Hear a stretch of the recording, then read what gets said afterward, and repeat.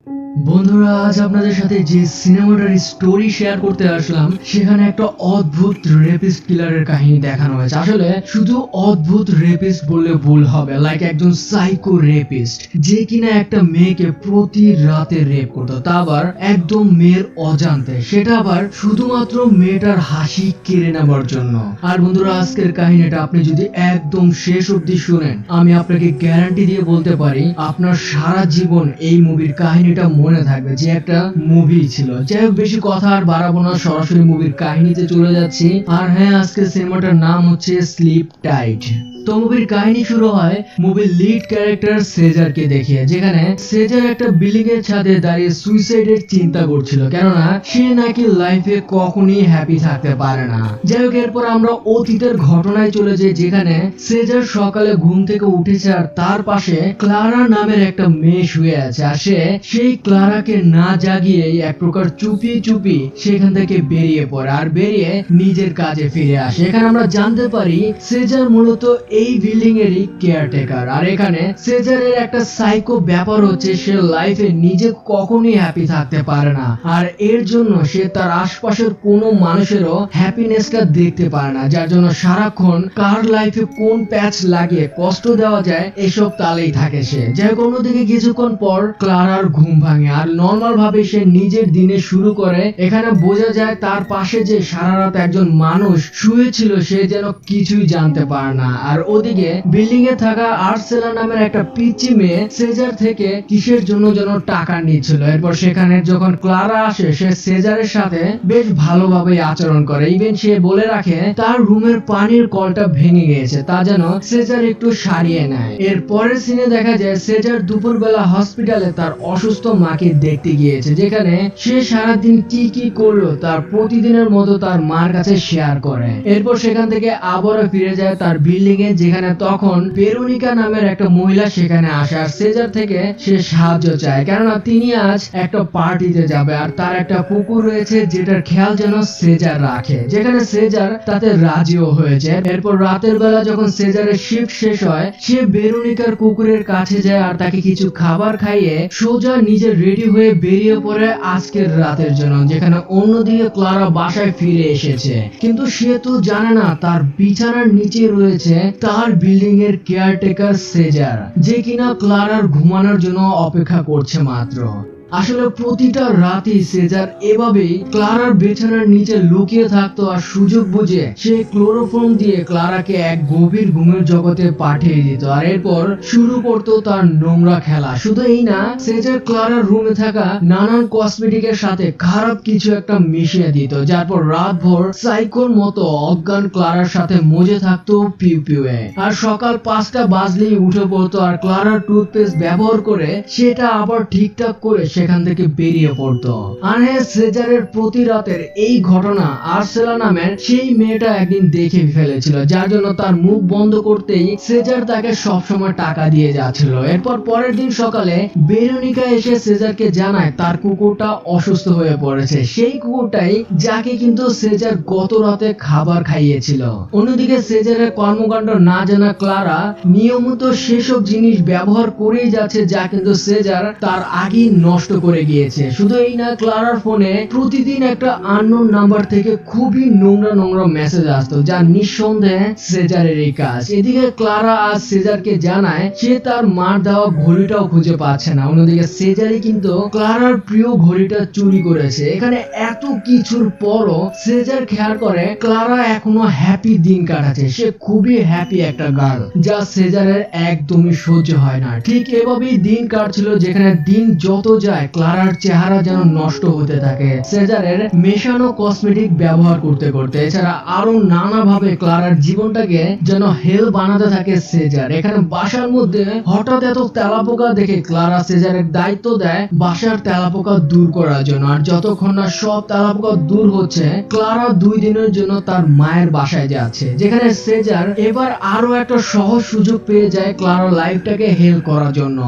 এরপর 2 দিন পর ক্লারা যখন বাসায় ফিরে আসবে তখন সেজার রেডি হয়ে আছে সেই রাতেরই জন্য, কিন্তু এখানে ঘটে যায় ভিন্ন ব্যাপার। কেন সেই রাতে ক্লারার সাথে তার বয়ফ্রেন্ডও এসেছিল, যা দেখে তো সেজার ভেতরে ভেতরে জ্বলে পুড়ে শেষ। কেননা উপরে আজ ক্লারার সাথে পিউ পিউ অন্য একজন করছে, সে না, এখানে সেজারের উপর খাটের বেশি নড়াচড়ায় ভুলক্রমে সেজারের হাতে থাকা ক্লোরোফর্মটা একটুখানি এবার তার মুখের উপরই পড়ে যায়। তাই সে সুযোগ বুঝে যখন বেরোতে যাবে অমনি সে বাথরুমের অব্দি যেতে না যেতেই অজ্ঞান হয়ে যায়। তারপর যখন সেজারের জ্ঞান ফিরে ততক্ষণে অনেক সকাল হয়ে গেছে। এবার সে কি করবে? সে সুযোগ বুঝে যেই লুকিয়ে লুকিয়ে বেরিয়ে পড়তে যায় অমনি ধরা পড়ে যায় ক্লারার বয়ফ্রেন্ডের কাছে। তবে এখানে সেজার খুবই চালাকির সাথে ব্যাপারটা সহজ করে নেয় যে সে এই মাত্রই এসেছে, কেননা তার কিছু জিনিস এখানে তেলাপোকার ওষুধ দেওয়ার সময় রেখে গিয়েছিল, যা ক্লারা আবার সহজভাবেই মেনে নেয়। কেননা ক্লারা মনে করেন সেজার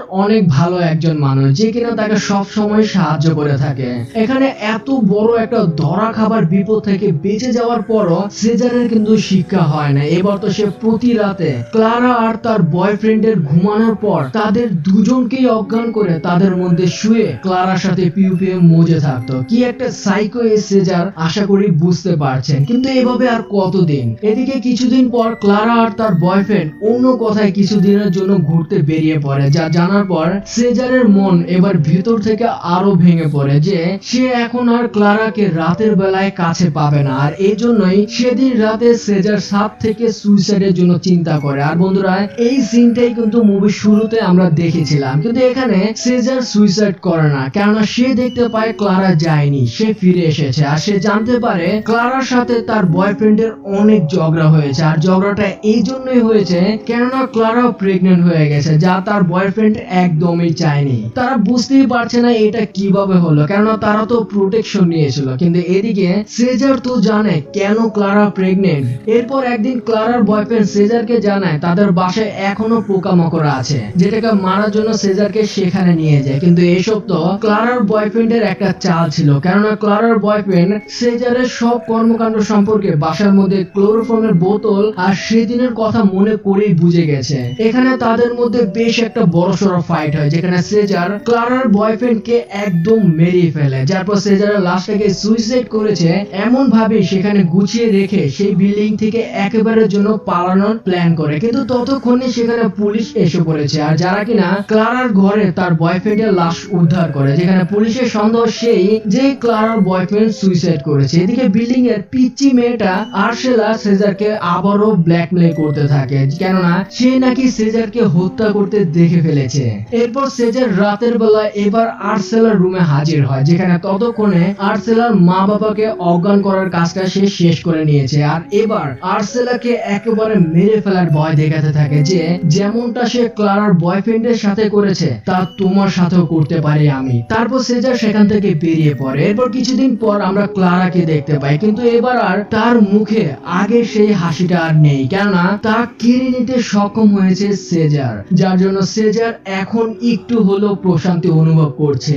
এভাবেই অনেক বছর কেটে যায়, যেখানে ক্লারা তার বাচ্চার সাথে নতুন একটা হাসি খুশি লাইফ শুরু করেছে। কিন্তু এখানেও ক্লারার সেই হাসি খুশি জীবনটা নষ্ট করতে আবারও সেই সেজার ক্লারাকে একটা চিঠি আর তার পার্সোনাল ডায়েরিটা পাঠিয়েছে, যেখানে সেজার সবকিছু উল্লেখ করেছে যে ক্লারার কাছে থাকা তার বাচ্চাটার বাবা হচ্ছে সে নিজেই, আর কিভাবে আজ থেকে অনেক বছর আগে প্রতি রাতে তার সাথে কি কি করেছিল। এখন সেজারের উদ্দেশ্য এটাই ছিল যে ক্লারা যখন তার বাচ্চার দিকে তাকাবে তখনই সেজারের কথা মনে পড়ে যাবে আর ক্লারার মুখের সেই হাসিটা হারিয়ে যাবে। আর বন্ধুরা এটাই মূলত সেজার চাচ্ছিল। আর এখানে কিন্তু মুভিটা শেষ হয়ে যায়। বন্ধুরা মুভিটা দেখার সময় আমার সবচেয়ে বড় আফসোস এই এন্ডিং এ এসেই লেগেছে, কেননা এই হারামি সেজারটার সাথে কিন্তু তেমন কিছুই হলো না, সে তার উদ্দেশ্য সফলই হয়ে গেল।